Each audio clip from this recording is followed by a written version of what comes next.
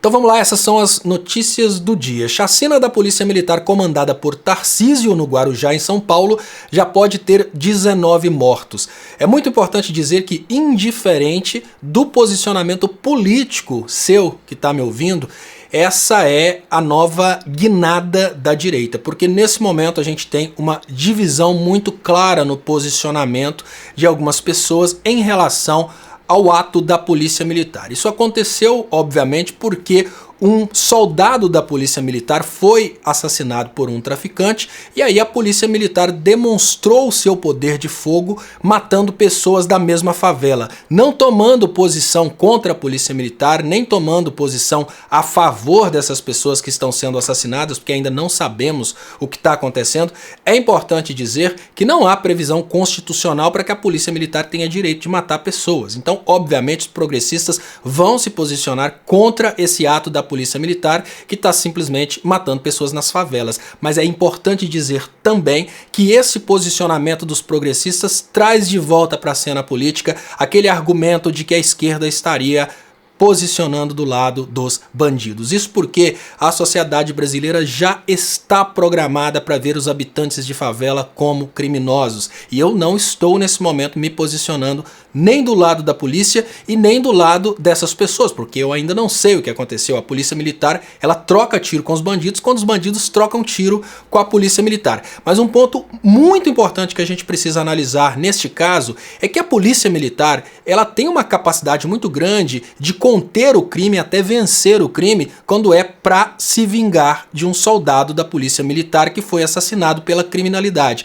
A pergunta que a gente tem que se fazer é: por que essa Polícia Militar, que consegue ser tão eficaz na hora de vingar a morte de um soldado, não é eficaz no dia a dia para acabar com o crime? E aí a gente consegue concluir que este crime organizado interessa a políticos, interessa a pessoas importantes que vendem segurança pública. A prova de que a polícia nossa poderia acabar com a criminalidade é essa. Quando é do interesse da polícia se vingar pela morte de um policial, eles acabam com o crime. Mas quando é do interesse da sociedade que a polícia combata a criminalidade, ela não combate a criminalidade. E agora nós temos esse nascimento de uma campanha do Tarcísio, que é o novo Bolsonaro. Afinal de contas, o Bolsonaro está inelegível. E o Tarcísio abraça de vez o argumento do Bolsonaro, a linha retórica do Bolsonaro, que é uma linha retórica que dá muito certo, porque toda a mídia brasileira falando dessa questão do crime, com programas como o programa do Datena, helicópteros sobre a favela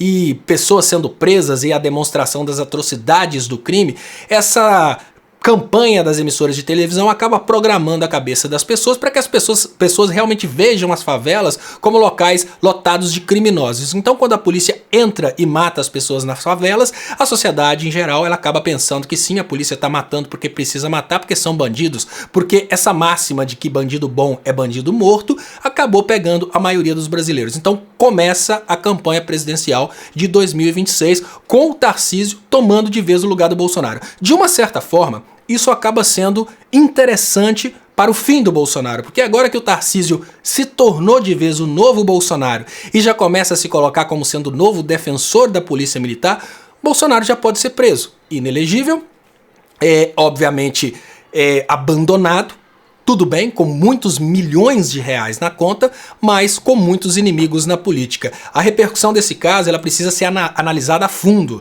O Tarcísio diz que não houve excesso policial na chacina do Guarujá.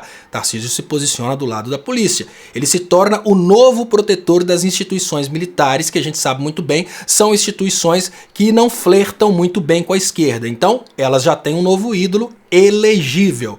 Letalidade da Polícia Militar de São Paulo aumenta 11% nos 6 primeiros meses do governo Tarcísio. Sim, o que o Tarcísio quer levar para os seus eleitores é a ideia de que ele é um cara enérgico e principalmente dizer que ele vai levar isso para o Brasil inteiro. A morte dos criminosos. E lembrando, a sociedade não é humanista como são os progressistas. O povo comum acha realmente que bandido bom é bandido morto. Então temos aí uma ruptura muito grande nessa comunicação com a sociedade brasileira. De um lado, temos o Tarcísio falando que bandido bom é bandido morto, se posicionando do lado da Polícia Militar, e já na esquerda nós temos uma pressão muito grande para que o Lula, o Flávio Dino, o governo Lula se posicione do lado dos direitos humanos. E mais uma vez a mesma história se repete. Helena Chagas vê Tarcísio blindado na chacina do Guarujá e governo Lula cauteloso demais. O problema é que no momento em que o governo Lula se posiciona do lado dos direitos humanos, toda a ladainha de que o Lula estaria do lado dos bandidos volta e aí o bicho começa a pegar, porque a direita passa a ter novamente um poder argumentativo muito grande para dizer que o Lula seria aliado dos bandidos. Aquela conversinha de que o Lula manda roubar celular, toda essa bobagem volta. Flávio Dino sobre chacina policial no Guarujá. Ele se posicionou e disse que houve uma reação que não parece proporcional. Então, é um posicionamento muito cauteloso, mas o posicionamento da esquerda em geral é um posicionamento contra a polícia. Isso a gente consegue ver tanto em políticos, né, disse a Jandira Fegali, não podemos normalizar o horror, diz Jandira, e ela não está errada. Eu tô falando com você sobre técnica de comunicação e como tá nascendo o novo Bolsonaro, mas ela não tá errada. A gente não pode olhar para todas as pessoas que foram assassinadas e já imaginar que são bandidos, mas aí eu falo com vocês, a esquerda comunica e diz que é uma chacina da PM. Nós ainda não sabemos o que aconteceu. E se a polícia militar consegue provar, por exemplo, com imagens, que aquelas pessoas que morreram estavam trocando tiros com a polícia e que aquelas pessoas que morreram já estavam sendo procuradas pela polícia, cai por terra o argumento de chacina e eles vão ter um argumento poderosíssimo para começar a campanha do Tarcísio. E aí, mudando de assunto agora completamente, nós tivemos um debate que está acontecendo para tentar criar euforia nos argumentos da direita, mas essa euforia ela traz uma revelação do que foi o 8 de janeiro. Agora os militares estão tentando culpar o governo Lula pelo terrorismo do 8 de janeiro. Segundo os militares, o Lula não utilizou corretamente a Polícia Federal para reagir contra o terrorismo do dia 8 de janeiro. Já o chefe da Polícia Federal, o diretor-geral, rebate o exército e diz que houve complacência com os acampamentos golpistas. Olha pessoal, agora a gente consegue entender exatamente o que aconteceu. Os militares, eles estavam tentando um golpe. Obviamente esse golpe deveria ser aprovado e apoiado por uma potência como por exemplo os Estados Unidos. Quando eles perderam o apoio dos Estados Unidos, eles partiram para uma tentativa de derrubar o governo Lula através de uma isca. Essas pessoas foram enviadas para invadir e destruir os prédios públicos. A intenção dos militares golpistas e do Bolsonaro naquele momento é que essas pessoas fossem realmente recebidas a tiros pela Polícia Federal. Se essas pessoas fossem recebidas a tiros pela Polícia Federal, o Lula caía no outro dia, porque eles iam obviamente divulgar para o mundo inteiro que o governo Lula recebeu a tiros manifestantes desarmados que fariam uma manifestação pacífica. E sabe por que fariam uma manifestação pacífica? Nós só tivemos a oportunidade de ver o terrorismo acontecendo porque não tivemos uma reação da Polícia Federal. Se a Polícia Federal tivesse reagido a tiros contra os manifestantes, obviamente as destruições não teriam acontecido e sem as destruições eles não seriam terroristas, eles seriam manifestantes pacíficos. Era essa a estratégia, principalmente porque no direito internacional e também na Constituição brasileira nós não temos nenhuma brecha para que os prédios públicos sejam protegidos às custas das mortes de pessoas.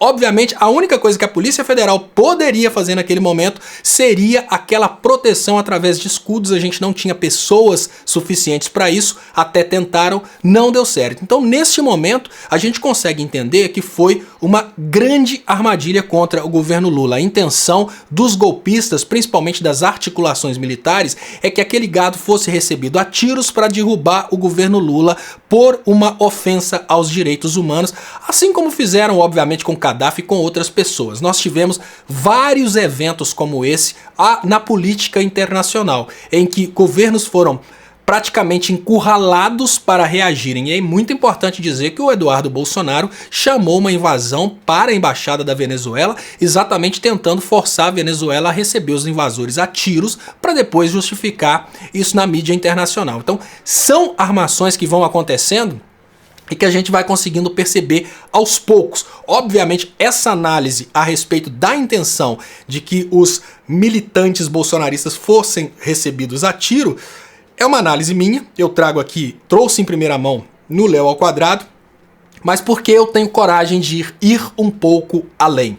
Comissão de Ética da Presidência abre processo contra envolvidos em escândalo das joias de Bolsonaro. Processo muito importante, principalmente porque quanto mais a gente tiver desdobramentos desses processos relacionados ao patrimônio, mais a gente vai colando o Bolsonaro inelegível na ideia de que ele é um corrupto para ser realmente abandonado para poder ir tranquilamente para a cadeia.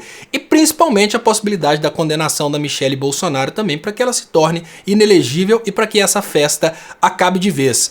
Agora eu queria falar com vocês aqui nesse resumão que o Moro pela primeira vez falou uma coisa que sob o aspecto estratégico acaba fazendo sentido para o governo Lula, mas é muito importante dizer que ele não fala isso pelo aspecto estratégico, ele fala pelo interesse dos mais ricos. Mas sobre o aspecto estratégico, essa coisa do Lula insistir em cobrar impostos sobre heranças e imóveis vai acabar fragilizando o apoio do governo Lula. E vai fragilizar, gente, porque todos os brasileiros, ou eles possuem heranças para deixar para os mais pobres, para os filhos, desculpem, ou porque eles sonham ter. Então se uma pessoa tem um imóvel, obviamente esse projeto pode ser para taxar a partir de R$1 milhão em imóveis, mas ele vai ser divulgado pela direita como: você vai ter o seu imóvel taxado, o seu filho não vai poder receber se não pagar a taxa sobre herança, você trabalhou para construir, mas seu filho não vai poder herdar. São estratégias, obviamente, de comunicação que a direita vai usar para fragilizar o governo Lula, que o governo Lula não precisaria viver isso agora. Eu acho que está muito cedo para insistir numa reforma que dê tanto argumento para a oposição. E principalmente por isso, quem não tem imóvel sonha ter. Quem não tem nada para deixar de herança sonha ter. E para a pessoa, e eu falo para vocês, para a pessoa aquilo que ela tem é o patrimônio dela. Então dentro da cabeça das pessoas, não existe diferença entre o patrimônio do seu vizinho e o patrimônio do Silvio Santos. Porque o que o seu vizinho tem de patrimônio é o que ele construiu durante a vida toda. O que o Silvio Santos tem de patrimônio é o que ele construiu durante a vida toda. Então, basicamente, o seu vizinho vai sofrer a mesma coisa ao pensar que ele vai ter que ser tributado para passar a herança do que o Silvio Santos ao pensar que vai ser tributado por passar uma herança. É o patrimônio de uma vida. Então eu tenho essa visão de que não é momento para o Lula tocar e insistir nesses assuntos, porque são assuntos que vão acabar espetando toda a sociedade brasileira. E para fechar esse resumão com chaves de ouro, eu queria dizer que a política bolsonarista e a política do Paulo Guedes de desvalorizar o funcionalismo público foi de vez enterrada. O Prates anuncia que a Petrobras vai convocar mais de 2.000 aprovados nos últimos concursos e abrir nova seleção. É muito importante lembrarmos que é por causa dos concursados que tiveram coragem de peitar o Bolsonaro, que as joias sauditas não chegaram às mãos do Bolsonaro. Ele tentava, mas os concursados que jamais seriam tirados do cargo diziam não. E pronto. Se tivéssemos apenas trabalhadores terceirizados, como é o que sonhava o Guedes, obviamente o Bolsonaro já teria pego talvez R$500 milhões em joias sauditas e ninguém saberia disso. Muito obrigado para você que acompanhou até aqui e até mais tarde.